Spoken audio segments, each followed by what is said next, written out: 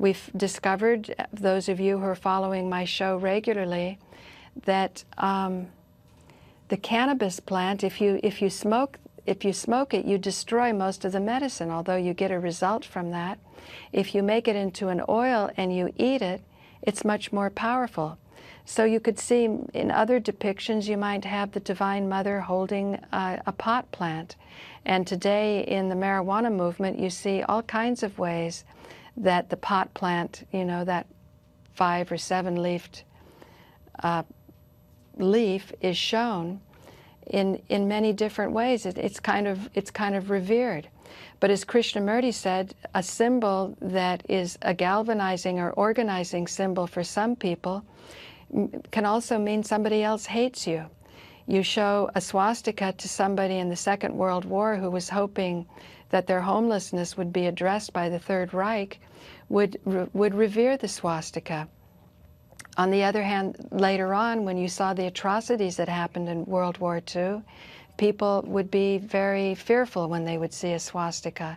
Likewise, you have a Star of David that might be a galvanizing principle for some group of people, and then others who feel that they're on the backside of this group of people's efforts look at a Star of David and they don't have a good feeling about it. So Krishnamurti said you show one symbol and somebody's going to hate you. So then we can go, oh, that's good, let's stay here. We can stay with a guy like Hyman Spotnitz, who took Sigmund Freud's work, who was a dual drive theorist, saying that we have 2 forces that are operating, a loving force, a uniting force, and we have a destructive and a dividing force. And that a little child who's growing very rapidly grows through both of these forces. He's growing in his ability to love, but he's also growing in his ability to know his own power and to separate from his mother. And that's the importance of ego identification. Hyman Spotnitz took patients that Sigmund Freud thought were unsuitable for psychoanalysis, people who we call narcissistic. They would be so unaware of anything other than themselves that when they're in the therapist's office, they don't even regard the therapist as even there. And so Hyman Spotnitz discovered that if he could get the aggressive drive rolling, the thanatos, or also the death drive, because the separation can separate you away from your source, and eventually if you're separated from your source, you're going to die. So the thanatos drive is considered something negative. We don't want to address it or even recognize it. But when people are really troubled and they're sick and they need to be healed, and they're sick in the head and they're needing antidepressants and all these other medications, and they're told that they're biologically flawed and they're going to need to stay on these highly addictive medications for the rest of their life, then it's time that we really should take a look and reconsider whether Sigmund Freud is really dead, as, well, I mean, obviously he's dead, but whether psychoanalysis as a serious study has really been proven to be worthless. Seth Farber, who's written a book about mad pride, indicates that there's only 200 people left in the country who subscribe to Sigmund Freud or to a dual drive. I feel this is a great pity because I don't think that medication, the pharmaceutical medication, I think it's dangerous, it's addictive, I think it's a bandage, it's very superficial in giving a result. It pushes all of the unresolved conflicts below the surface. And people will say, if they have a schizophrenic in the family, oh, so-and-so forgot to take his meds. Well, the reason people forget to take their meds is there's that urge to really heal and to be independent and to grow sovereign in their own capacity and to not have to rely on these medications.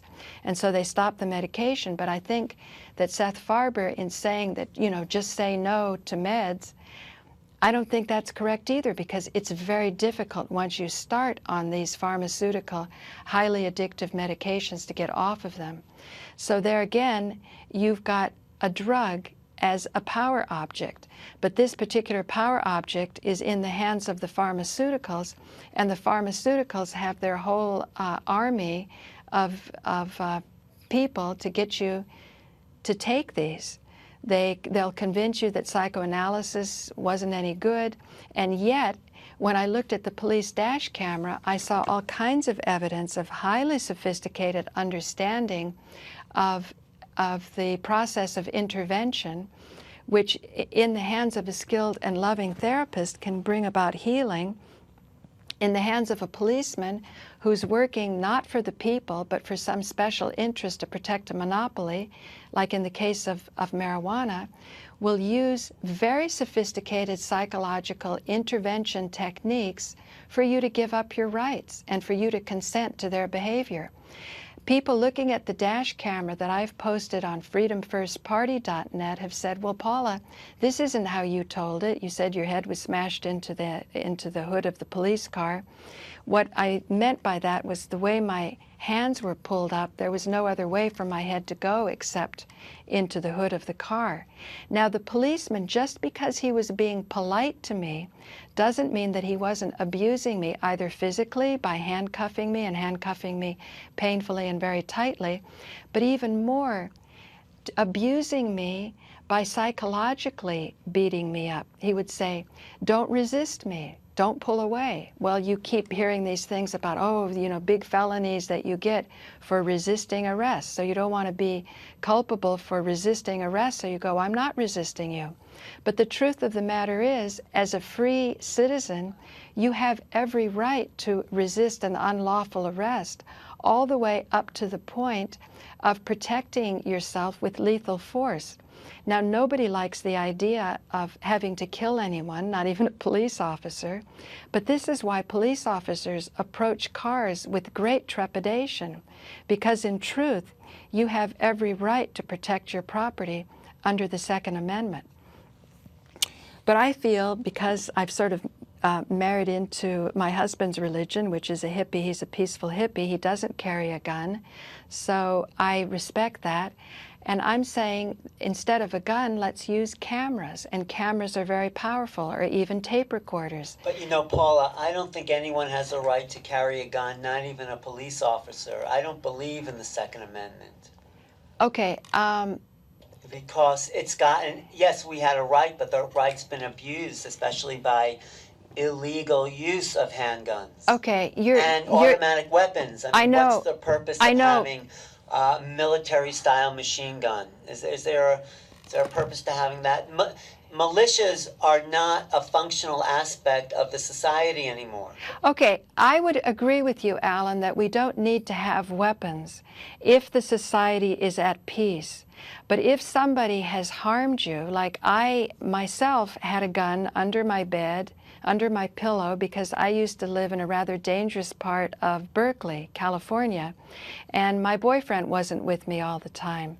And so I was in the back apartment, and I had a store in front, and people could come in. Commercial burglary is a lesser crime than residential burglary. This particular commercial burglar who came into my store did not know that there was an apartment behind it. Now, I knew that there were a lot of pretty crazy people in the neighborhood, and so I didn't know who was on the other side of my door. And I can't tell you how relieved I was to have a gun in my hand when I knew that somebody was on the other side of the door and I didn't know what it was like. If I was being harmed, I would shoot the guy. Now, let me tell you what kind of person I am. I was here on Park Avenue at a machine to get money out, at an ATM, and a black guy came up, and he sort of poked his hand. You know, he was pretending he had a gun. I'm sure he didn't. And he had it in his pocket, and he pushed up against me, and he said, stick 'em up and, you know, give me all your money. And I just turned around, and I looked at him dead in the eyes, and I said, your mother did not bring you up to behave this way. And he almost started crying. And I felt really sorry for him, because I knew that he wouldn't have pulled such a move like that on me unless he was really desperate. And the little money that I had in my wallet, maybe about $6, I gave it to him. And he went away, and I know he felt really badly, and I hope he didn't pull that again.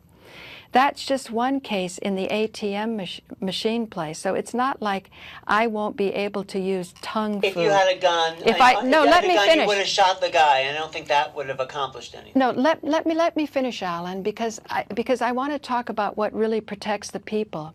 You have different castes in society, and the Brahmin caste or the priestly caste is a caste that, generally speaking, does not carry guns. And in the Mahabharata, you've got the warrior caste, which is the Kshatriya caste. It's generally considered a lower caste, but in truth, all the castes are actually equal. They all have different roles. And the importance of a Brahmin caste, or doing the chanting and doing the rituals, is to make sure that there's harmony in the community. First of all, harmony in your own body, and then because of the harmony in your own body, like Maharishi Mahesh Yogi used to say, if you want the Brahmins to sing sweetly, you need to nourish them well. So if they drink milk, they'll sing more sweetly. Their throats will have the lubrication that the milk affords. And I can say myself, when I'm reading the Vedas and my voice gets raspy, and as I'm getting older I have to be more careful, if I drink a glass of milk, providing that my intestinal flora is in shape, that milk will immediately make the speech softer and sweeter.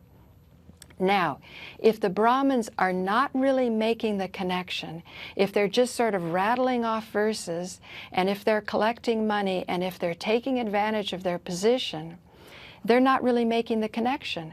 And they're not really bringing peace and security into the community. The crops aren't coming on time and so on, because all of the really great healers, the really great masters, had ability to heal.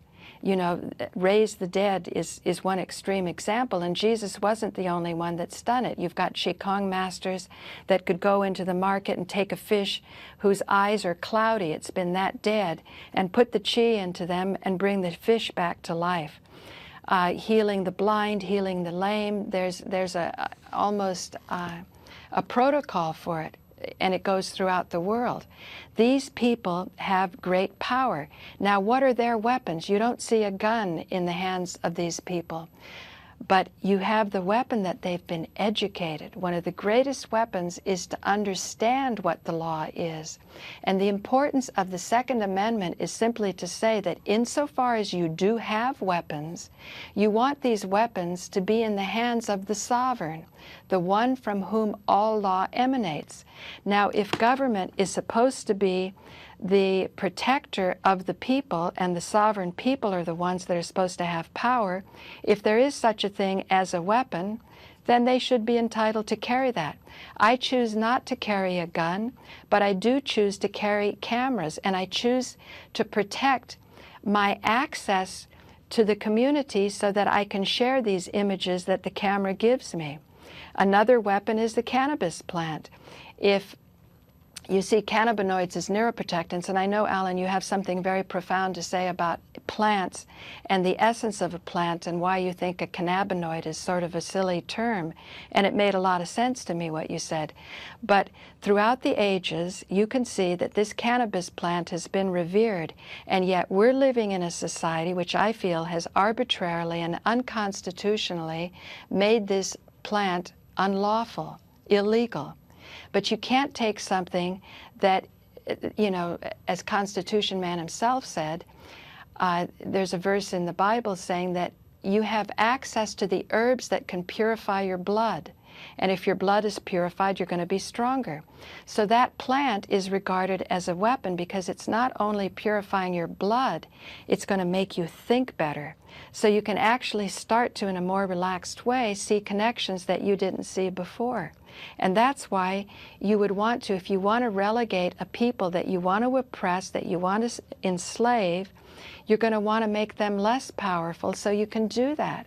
But if instead of enslaving people, you want to cooperate with people and you want to work together with them, then you're going to use your weapons judiciously, whether it's a camera, I mean, I don't like to just push my camera up in somebody's face and be rude. That doesn't seem right.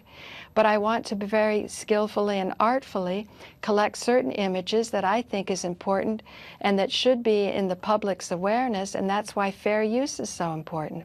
Likewise, the cannabis oil should be used in a judicious way. If you've got cancer or some disease, you've got to get a lot of this oil moving through you. And believe me, it's hard work, because if you do get high, to do sort of mediocre tasks becomes very difficult, and it's boring and it's not fun. But on the other hand, if you also get really high, you may see a lot of psychological issues, a lot of heartbreak that's at the basis of your disease. And that's very painful. So you'll find that people who are taking the cannabis oil have to remember to take the oil. It's not something that's addictive that you want to have that good feeling on. It's very different from a narcotic.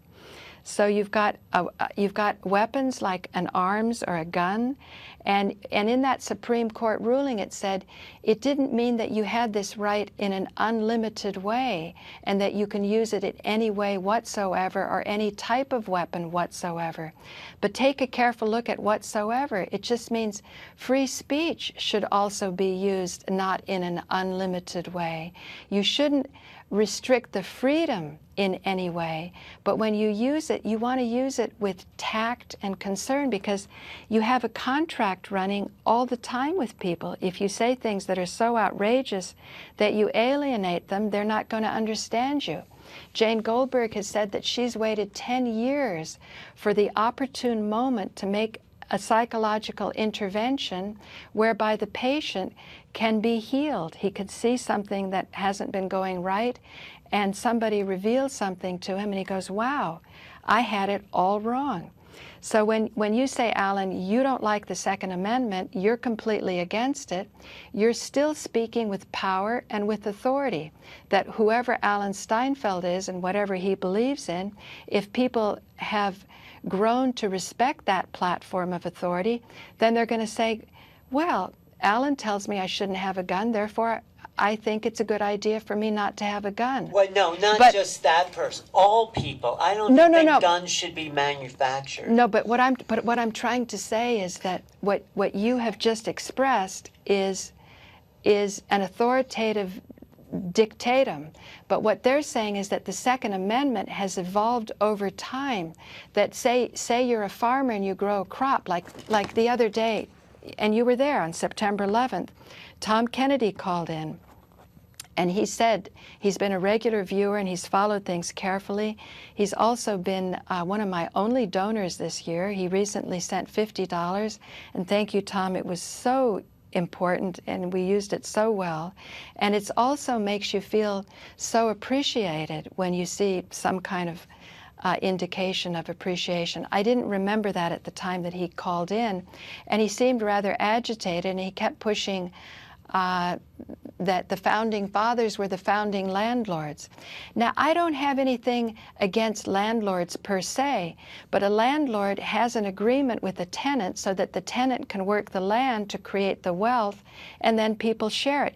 You have an agreement with the landlord that after your crops come in, because that's generally where it reverts from, that after your crops come in, somebody, knowing that all you have is a hoe and a rake, you know, and a plow, they're going to come in with their sword and shield and just take your crops. This is done all the time. That's happening where? It happens all over the world. Where? It's happening in California right now in the pot plants, the pot fields. People will grow a field of pot, and people come along and steal it. And because it's illegal, you can't call the police to be protected. So people have had to take care of things on their own. Apparently at dawn, you hear gunshots going off, and people are marking their crops and their territory. And yes, granted, it's lawless. Very primitive, the whole idea. It's extremely primitive, and that's why due process and equal protection is so important. And when you go to the courts and you say, I'm not getting honest service. Norman Goodman won't record my free will act and deed. I recently put in an amended complaint to my lawsuit that I started against the board in 2004. I started the lawsuit in 2010, but in 2004, Alan, you were the one that first discovered that my locks were changed. So that means when I put that lawsuit in, I'm modifying it. I'm finding out. What does that have to do with carrying guns? I'm telling you about due process. I'm telling you why, when you don't have due process and you aren't following the law, it becomes lawless. And then what you have is what they call the law of the jungle, which is also a law. Big fish. The law of the jungle is where everyone carries a gun and everybody shoots each other. It's a disaster, isn't it? We're agreeing. Why Second Amendment, it was maybe right for the time in 1790, but the times have changed. Well, I'm saying wake up and look at what's happening in California, because we have the most valuable plant, the plant that's giving all kinds of results, and it's difficult for me to put it on camera because after people are cured and healed, they're scared. They oftentimes want to stay on a maintenance dose. They're getting a lot of good results. They don't want somebody coming and kicking in their door and saying, you know, give me your oil. They're afraid. And so the best thing you can do to alleviate fear is not take away weapons from the people, but ensure the people and give them confidence that you're going to give them equal rights and due process. Well, you have to assure them that, and ban the sale and use of guns in general. Is there any reason someone should have an automatic military weapon in their home or carried through the streets? Don't you think that's barbaric? I would say if you saw the SWAT teams that came in on Joe and Jay, you would be horrified. And then what would you do? Fight them with your guns? I told you, Alan, Joe doesn't carry a gun. I know, but he doesn't believe in it. Suggest? I'm glad he doesn't believe in it. But I'm trying to tell you, he depends on due process. Well, that's what we should depend on, as opposed to everyone carrying a gun. Maybe if they keep a gun in their house, sure, for self-protection, self-defense. But do they need to carry in the street, like that woman on video, and use it in a restaurant? I mean, yes. Do you think if we stopped the manufacturing of guns, it would really solve all these news stories we hear about people coming into movie theaters and shopping malls? If in that movie theater one person had a concealed weapon that he knew how to use, and as the Supreme Court said, not in any way whatsoever, and any kind of weapon whatsoever.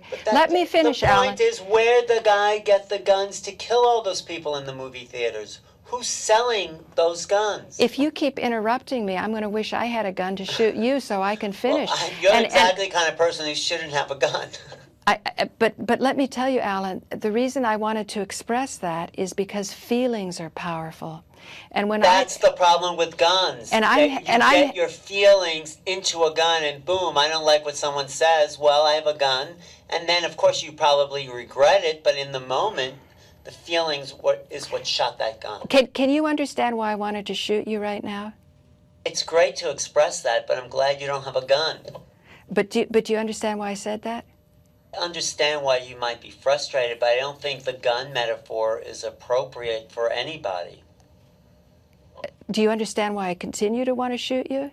Yeah, I don't think it's an appropriate metaphor. You could say you're angry and upset, but wanting to shoot somebody. No, but I'm trying to be in touch with my real feelings and do it in the way that Marshall Rosenberg says, with nonviolent communication. About shooting, you might be angry. That's a feeling. Shooting someone's not a feeling. No, I'm frustrated because I'm trying to bring out logic and the importance of due process, and you're very willful on the point. You're not listening to any other interpretation of this, that even if it's not a gun, it could be a camera.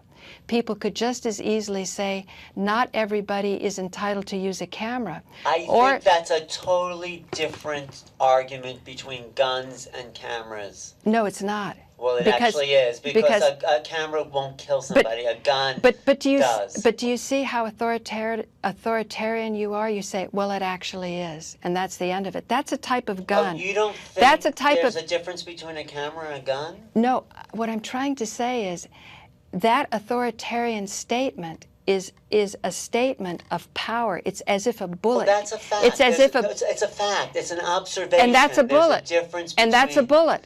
No, and that's a bullet. There's a difference between a gun and a camera. That's an observation. It's not any type of authority. It's just like Marshall Rosen said, we're making an observation. Will you let me explain why I say they're the same? With a gun, you can kill somebody. With a camera, you can ruin their career, and you can take the food out of their mouth. With search engine traffic, the result of the cameras, I've got, say, 1,000 videos up. If the search engines start to take my traffic and deflect it in another direction, if I don't get due process in court, even if I had a gun, I wouldn't know who to shoot. So it's ridiculous to even say the gun is important in that case. Now, when a gun does become important is because corporations are not moral beings. Corporations can't go to court and express, you know, what happened to them if their rights were abused. Corporations don't have rights. They're legal fictions. Corporations are represented in court by attorneys. But by turning flesh and blood human beings into corporations, then you set up a situation where they can be represented even by themselves, as in pro se. But when you represent yourself, you now have been hobbled, and a lot of your weapons, your power, and your ability to defend yourself is taken away. So we don't have to talk about guns, but I want to talk about the principle. To have the power to come into court as yourself means that you have to have access to the court of record and be recognized as a living flesh and blood human being in your community. YouTube could not do what it did with traffic unless human beings started posting on the internet. They started teenagers in their bedroom. They were just playing around and showing off and sharing things. They would share songs that they liked. Later on, as it developed more, it could be that even if you played a song and you danced around while the song was going on, if you didn't have the copyright to that song, you could have your video taken down. Now, if you fight in court, you could say that there's something more powerful than commercial law and copyright law, and that's fair use or access to the community, so you can discuss whatever it was that was in that copyright that you felt was important to notify your community. And what we're saying now is some people some courts have actually operated in such a way to say you can't claim your rights under the Constitution because we have copywritten the Constitution and we own the copyright. They'll even say some rules that they use against you, you're not entitled to use those rules or laws because those laws are copywritten. To which deeper researchers like Rod Class would say yes, but the legislature and the Congress was paid by the taxpayers at the time that those laws were written. Therefore, because the taxpayer paid for it, we the people also have rights to use those laws. Now, doesn't that shock you, Alan? We're talking about automatic weapons, but imagine laws that only some people can use and not other people. Wait, I didn't follow. Which laws can some people use and which laws can not? That's what I'm saying. When you start to go really deeply. Which laws? There's certain IRS laws where the IRS will say they can use them, but you can't use them. And when you start to challenge them, it turns out they will claim that they have copyright over those laws. Just like the U.S. patent, cannabinoids as neuroprotectants of 2000. That's in the Constitution that there's no laws that some people would not be subjected to and other people free from. I think that's a constitutional. That's called due process. That's called due process and equal protection, that Obama and the bum on the street are under the same law. Exactly. You can't have one person more privileged than another. Isn't that in the Constitution? Well, that's what due process and equal protection means. That's not democracy. That means one law, and the law is, like I say, if an apple falls to the ground, I hold an apple, I let it go, and it hits the ground. That's one law. That's meant by natural law. That law is going to operate whether you're rich or poor. So the Constitution is based on natural laws. So the Second Amendment is just saying that a well-regulated militia means that you don't just go shooting everywhere. Now, these were people, the colonists for 150 years had to have a gun, and I was kind of bummed out of thinking about, let me just finish my thought, please, because, and I will let you finish your thought, okay, because you have said nobody... we end up shooting each other, that is. Well, we don't want to shoot each other, but okay. we won't shoot each other if we can get our needs met, and we have a need to communicate a deep thought. You're afraid of guns, right? I understand why you're afraid. It's about killing people. What's the point of a gun? You want to kill somebody. Okay. Isn't that the whole point of a gun? Right now, killing people. Right now, with 13 million foreclosures, there are people that are dying as a result of being kicked out of their house. Yes, they are dying. They were kicked out of their house. It wasn't done with legal standing. It was done with sleight of hand. Sleight of legal hand, but these people believed it. They trusted the authority. They believed they're bad people. They didn't understand what the banks did. Their families don't understand it either. They don't want to be a burden on their brother-in-law or whatever sofa they have to crash on. Nobody wants to study the mortgage fraud, and the courts keep kind of churning along with this presumption. It's a presumption that you have to challenge, and that is that you are guilty until proven rich. Because when you go into, generally speaking, on a foreclosure case, you're considered the deadbeat non-payer. You can show with a forensic examination that it's quite the opposite. You were a victim of fraud. Now, you don't want to take advantage of this where you go out and get a mortgage specifically to foreclose or to, run it into the ground.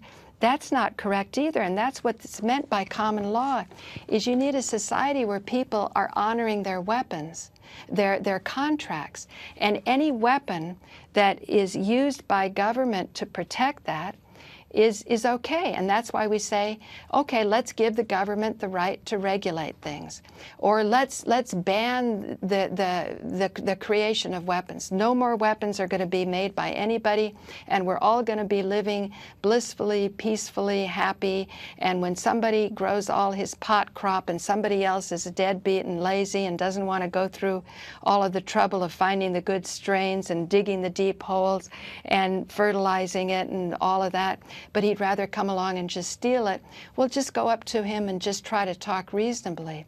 These thieves usually aren't like that. These thieves, and that's why you have courts, because genteel people can be confident that thieves won't be roaming the lands. And that's what will be happening if you don't have due process and equal protection. And what I'm saying is, a weapon is your paperwork, and a weapon is due process. A weapon is honest service. You go down to the court house, the county recorder, and you say, file my paperwork, and the clerk files it.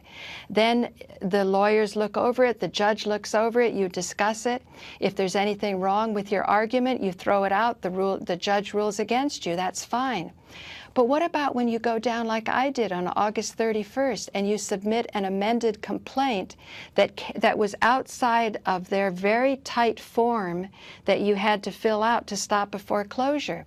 The reason the form is so tight is because if the judge is notified of fraud, then the judge becomes complicit in the fraud if the judge doesn't address it.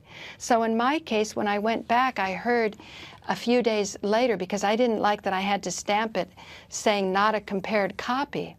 So I said, can I come back and get a certified copy? They said, come back in 3 days. Well, Joe had kidney stone problems, and I was with him up in Albany at the VA hospital. I came back 2 weeks later, and they can't even find that amended complaint. They can't find my original file. There's a temporary file. Your affidavit is in there, Alan, saying that my locks were changed in 2004. but that amended complaint is not there. So then I asked Daniel to file some paperwork for me when I tried to file something, and I wanted to put in a lis pendens, which means that there's litigation on your property. It's a kind of a buyer's beware. Therefore, if they have a foreclosure sale, the only person that's going to buy it is going to be some kind of front for the bank that's going to try to sort of make this chain of title kind of obscure, you know, the underlying problem. So the fact that my amended complaint won't show up, oh yeah, and then Daniel yesterday filed something that I couldn't file, and I was really surprised. So it seems as though now I can't even get a computer printout that Daniel filed what he did, and he told me that he gave me something that I knew he couldn't have filed because there was only one copy, and it was going to the forensic examiner. Now I go down today and find out that they're not even noting it on the computer that it was filed, as the other one was noted on the computer, let alone finding the copy so I can get a certified copy. I think you that's just have a few more minutes. But that's a type of weapon. That's my point, Alan. That's right. A type of weapon, due process. If you want to not have guns, if people went into a courthouse and they were getting due process, you wouldn't have to check them for guns, because people would be using guns in a lawful manner. They wouldn't have to use them because everything's going perfectly fine. Exactly. If a sheriff comes through my door to evict me, that sheriff is acting under color of law, and he's also culpable, and that's the importance of a gun. But I can do it with a camera as long as my video stream is not obstructed, so I can get the image of whoever comes through the door, because they're criminals. And that's why the sheriffs, after they put 5 days notice, they don't come after you after 5 days, because they know that they're not acting lawfully to evict you out of your apartment. They do come for people. But yeah, they come for stupid people, for ignorant people, people who don't know their rights. So if you can't do it with a gun, you can do it with a camera, and you can show that, and then you can get due process. Shoot and then people with cameras, not guns. Shoot people with cameras, not guns. We're shot 200 times a day in Manhattan. So to have a camera back on the policeman is very logical. You, as the sovereign, I have all rights to be recording what the policemen are doing and sharing it, but I can definitely see the legal sleight of hand that's going on, even the Occupy movement. People are too afraid that their camera's going to be smashed or taken away, or they're going to be bullied. They don't do it. My big felony was not the pot, and it wasn't the oil. It was that I was obstructing governmental administration, and it was that I had a tape recorder. That's what really got them crazy on what Joe and I were doing. And when I said in court, when the policeman was there, why should I be denied the right to cure cancer just because I'm poor? And I could see the policeman knew that he protects a monopoly that has control over all the pot that's grown in Ulster County and upstate New York. And the truth is, everybody should be able to grow whatever it is that they want to grow. And unless what they're growing is dangerous, and what plant has ever actually been dangerous? If you use it in a foolish way, of course. But the pharmaceuticals, I think you can agree, Alan, can be made plenty dangerous, right? When you extract a substance. Exactly. Everything's dangerous in extremes, in excess. But can you talk about cannabinoids as we go out, because we only have a minute or so left, and also the Chinese medicine and the army of herbs? How you work that? In what context you want me to talk about that? Well, first of all, talk about cannabinoids is a ridiculous term. Say that each plant has... Well, each plant has its own unique properties that makes it the plant. So cannabis has its own chemical formula that makes it cannabis, that the scientists, biologists, chemists call cannabinoids. It's just it's a unique signature of chemicals that make something into what it is. So you're not going to find a cannabinoid in another kind of plant? You can find related chemicals. I think the idea is to create a lot of woo-woo, you're not going to find cannabinoid in another plant. Well, but I think they're going to want to say through gene splicing or some nonsense like that, and I can't get a real scientist to come out on the truth of this. Related chemicals in related plants. And I think that's why even with the pharmaceuticals, they still depend 60% on the actual plants and herbs to get their products. Is that right, Alan? Is that your understanding? Well, all pharmaceuticals originally came from herbs. Right. Aspirin came from willow plants. Right. And they extracted the most powerful part of that right. And made a chemical. And if I had the 10th mandala, and someday I would like to do that with you, I could read a hymn that's just to the plants. It's just in praise of the plants. But tell me what you were saying the other day when you were studying traditional Chinese medicine, that you can take that plants work together better than they work one by one. Well, if you take the principal chemical constituent of a plant and extract it and make a drug out of it, you're missing the supporting agents that moderate the side effects of that powerful principal chemical action. Within one plant, right? Within one plant. Even if you extract something from one plant, it's not going to be as effective because the intelligence of the plant knows how to grow and receive the sunlight and get the water up from the roots. But you were telling me more. You said that the Chinese... A combination also moderates side effects and actually synergistically brings out the most powerful essence of the principal chemical or plant action they call the general. The general is the principal plant in a herbal formula. Now, in an herbal formula, would you have 1 or 2 or 3 generals? No, you have one general. Only one general. And then you have subordinate attendants that support the action of the general. So it's smooth and even and harmonious with the rest of the body. And you mentioned licorice, and you said licorice was usually never chosen to be a general, right? But a supporting one? It's used to integrate the principal action of the main herb to create more harmony within the body. So it's not an extreme assault on the body. Right. Now, you also told me years ago that a master acupuncturist wouldn't be putting 16 needles in you, but that they could do it with 1 or 2 needles. Can you talk about that? In terms of what? What do you want? Well, that a master acupuncturist would know that there's probably so many different places you could place your needles, but he would prioritize and use fewer needles rather than more. Right. Wouldn't you think the same would be for herbs? That even with the formula? You don't want to use too many herbs. You want to use just the right amount, 4 or 5, to balance the actions of what you want to affect in the body.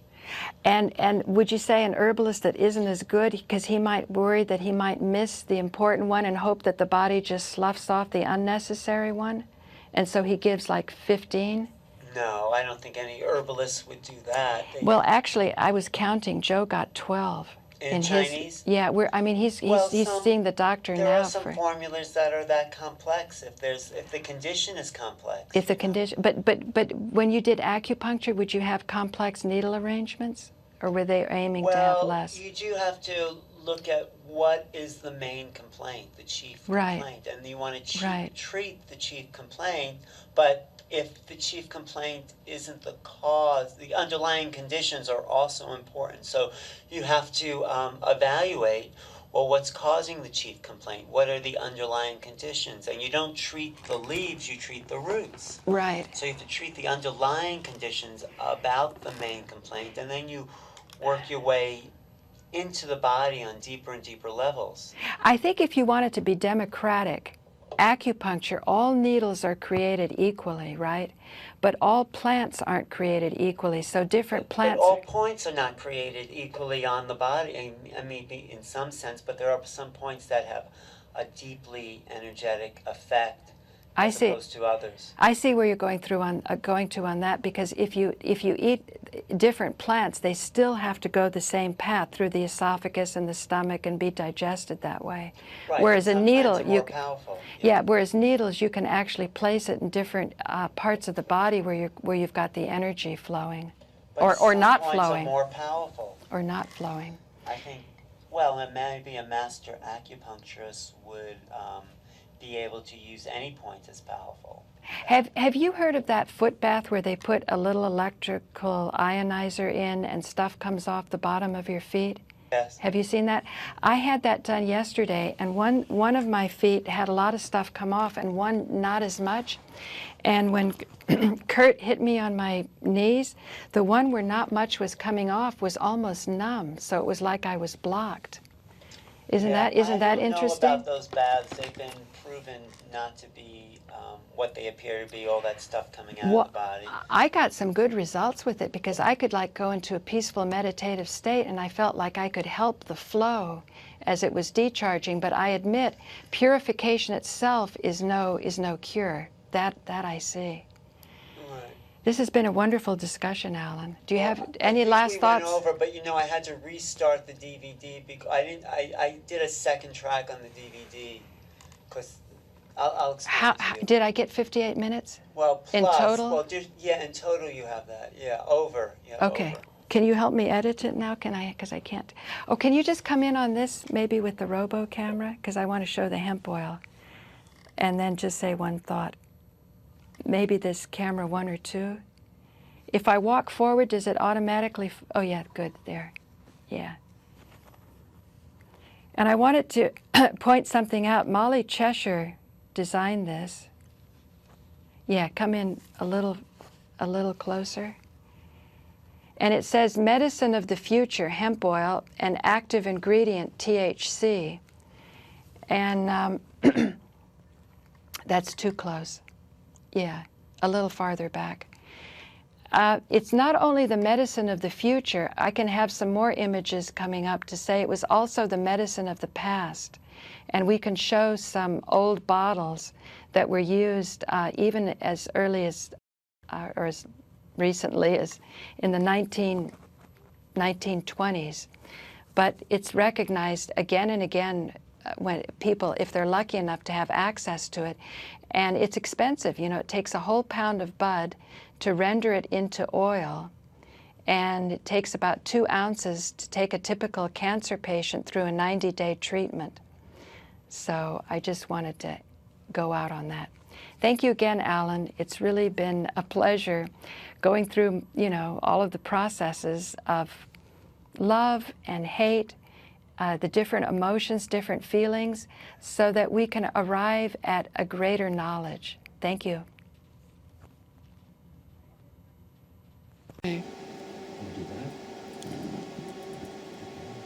Okay, here Arthur English and I are learning how to use the high-def studio. All right, the first thing we did here. We're old school. Okay, so here we did. First thing we did. First thing we did was we opened up expressions, and expressions opened up to this layout. Now, so it's the original layout. Are you recording this? Yeah. All right. So what we did here, the next thing we did is we went to the text. So step number 2 is to go to text. Okay. When we go to text, we get a cursor. And the cursor at this point, we're just saying, I, 3, Paula. Okay? Now, right now, we have that cursor, and we want to do something with it. Well, by applying control, we can move it under here, right? Now, one of the things we now next to do... Well, no, here's what we're doing. We're going to now change it. So the first thing we're doing is we're going to change the typeface. And I like Arial to move around, but I'm going to change Arial to larger. Look at this, Paul. Look. It's up there. Yeah, and look at how it's getting bigger. Okay. But look at what's getting bigger on the monitor is... Pretty, isn't it? No, but you see it says not high there, Paula. Only high Paula is getting bigger. Okay, well, because here we go. Now... Okay, we're going to bring up another friend of ours. And I love this guy. He really does some good stuff. A friend, Joe Elmo. Come on in, Joe.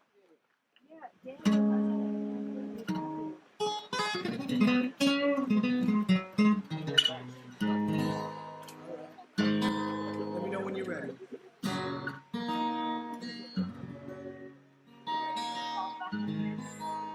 Just got to make sure it's tuned. Listen, love of God, they're throwing things. I really enjoyed David Peel, and don't forget, it's not right that Bradley Manning is anywhere other than home. He should be home.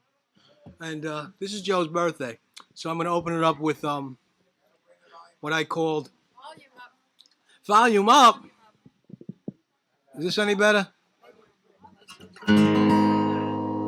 Anyway, because it's your birthday, Joe, and you're doing everything right on Pod Talk and Paula on Beyond the Rabbit Hole, I got a little song we call The Wall Street Bailout Crucifixion. And we're being crucified, young and old. And it's not going to last much longer, I can tell.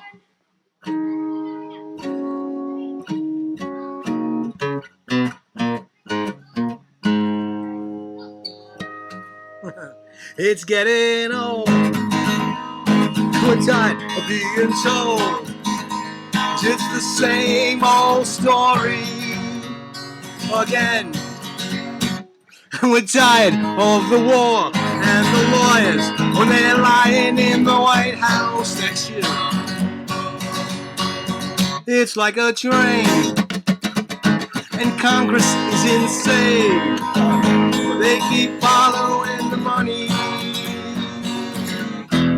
They're making Wall Street money, and they're killing sons and daughters, and they keep saying what Wall Street wants to hear.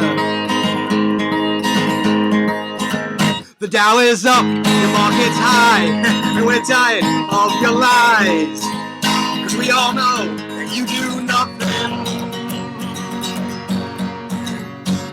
And you think you're so smart, and you know you think you are. Then you realize this is genocide when you're making Wall Street money, but you're killing sons and daughters, and you keep saying what Wall Street wants to hear.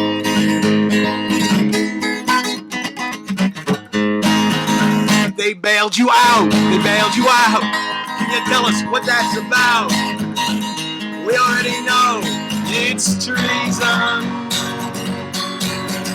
and you kill and die for Bush's evil lie. When there's a war child in the White House, but he sends you out, he expects you to shout, "This is Joe Barton. Let's shout out, we were winning." But he's making fuck you money, and he's killing sons and daughters, and he keeps saying what Wall Street wants to hear.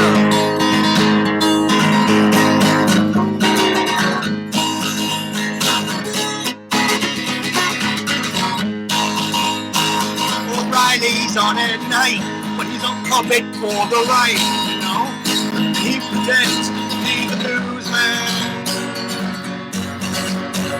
Then he looks you in the eye when he tells you right-wing lies, because he's nothing but a traitor, and he's killing sons and daughters, and he's making Wall Street money, and he keeps saying what Wall Street wants to hear. Yes, sir.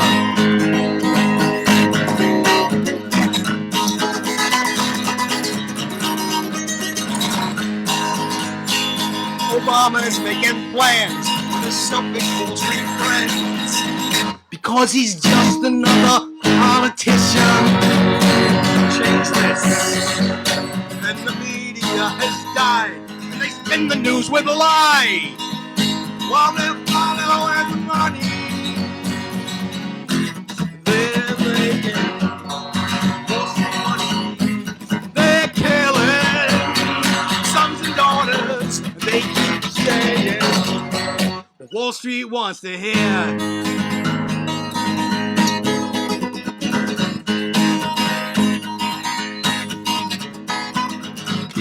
They're making Wall Street money. They're killing your sons and daughters, and they keep saying what Wall Street wants to hear.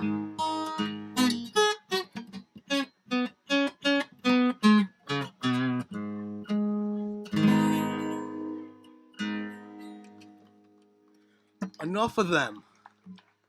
This is called, I'm going to play something I call Let It Go. It's about 3 minutes. No, it's a little longer. It's about letting it go, but not forgetting that we have a job to do. We need to make it stop. If you listen to the lyrics, it's all about they're making you and me the consumer, and then they're punishing you for no reason when you buy too much or you have too much. It's called Let It Go. Try to do an hour. For the love of Jesus. Who?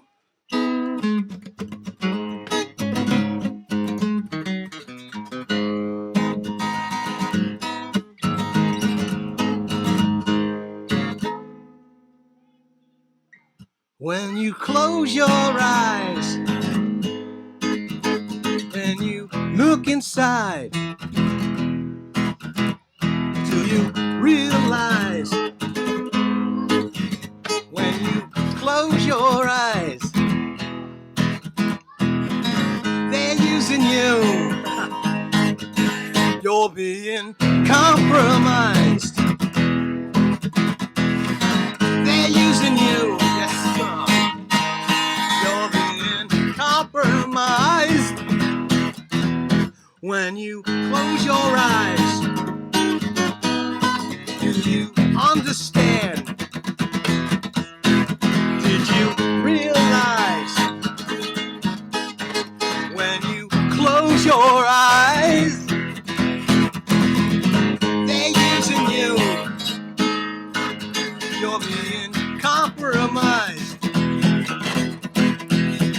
We're being used. You're being compromised. You can buy the phone. You can buy the news. You can buy this song. You can buy the blues. You can kiss the sky. You can live your dream. You can be the show, but you can never win till you let it go. You let it go. Just let it go. Let it go. When you close your eyes, do you understand? Do you realize? Do you understand? They're using you. You're being compromised. They're using you. You're being compromised. You can buy the phone. You can buy the news. You can buy this song. You can buy the blues. They will sell you God. They will sell you fear. You could buy the sex. And you know it's real, so you let it go. You had to let it go. When you close your eyes, you understand. Did you realize? When you close your eyes,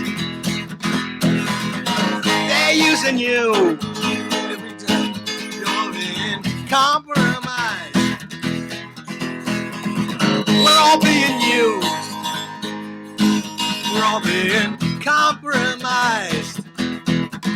So you can buy your phone, you can buy your news, you can buy this song, you can buy the blues, you can kiss the sky, you can live your dream, you can be the show, but you can never win. They will sell you God, they will sell you fear. You can buy some hope, but you know it's real, so you let it go.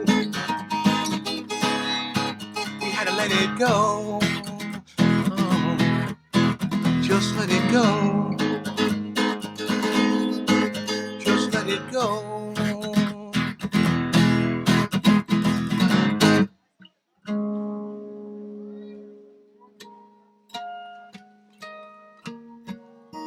I'm gonna do a song. I know Joe and I are both big Phil Oakes fans, and when Phil died. Billy Bragg wrote a song, but he used the theme from Joe. Okay, we're going to bring up another friend of ours, and I love this guy. He really does some good stuff. A friend, Joe Elmo. Come on in, Joe. Yeah,